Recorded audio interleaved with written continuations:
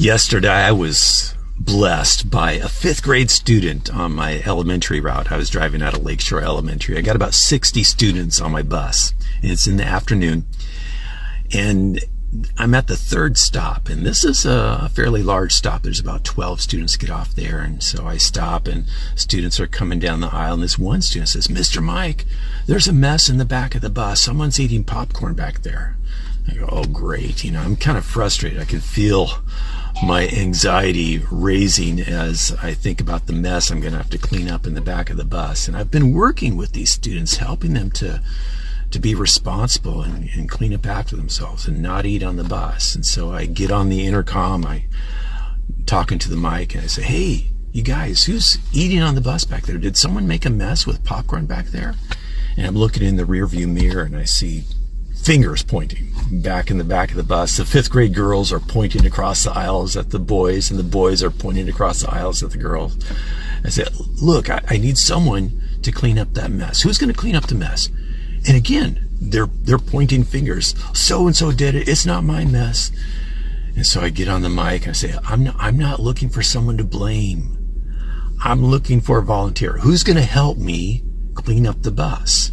And I look back there, and all the hands are down. No one's talking. And finally, Alec, a fifth grade boy, raises his hand and says, "I'll help you, Mr. Mike." And that was just really encouraging to me. That was a blessing. Here's this fifth grade boy, mature beyond his years, who instead of pointing fingers of blame, instead of focusing on whose fault it is, he wants to be part of the solution. And that was a wonderful blessing to me. But it gets even better than that.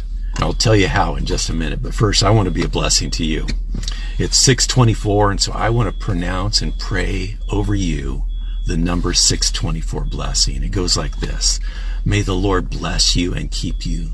May the Lord cause his face to shine upon you and be gracious to you. May the Lord turn his face toward you and give you peace.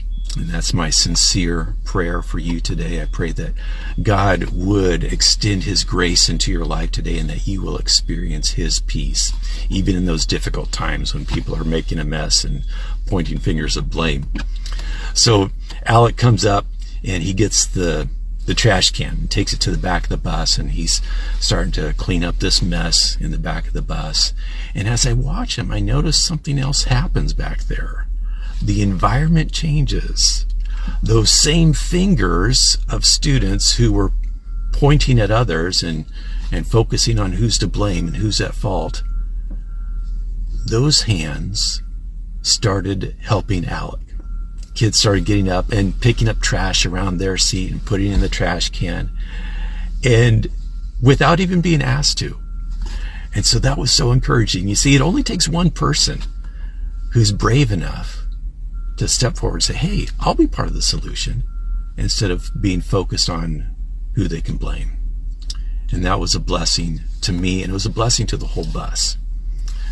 Doing the right thing, being a blessing to others, is contagious.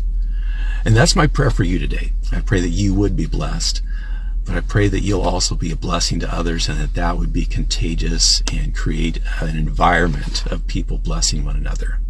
Have a great day.